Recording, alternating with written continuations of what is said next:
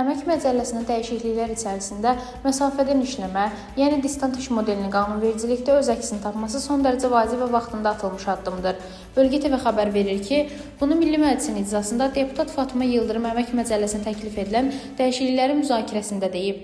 Deputat bildirib ki, əmək münasibətlərinin çevikləşməsi və müasir dövrün reallıqlarına uyğunlaşdırılması artıq zərurətə çevrilib. Pandemiya dövründə gördük ki, bir çox sahədə işin məsafədən təşkili mümkündür və bu həm məhsuldarlığa, həm də işçi məmnuniyyətinə müsbət təsiri göstərir.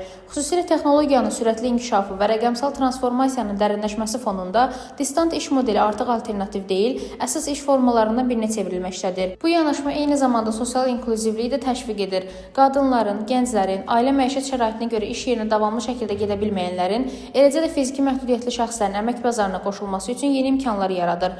Regionlarda yaşayan insanların paytaxtda yerləşən təşkilatlarda məsafədən işləməsi kadr potensialının bərabər şəkildə səfərbər olunmasına imkan verir.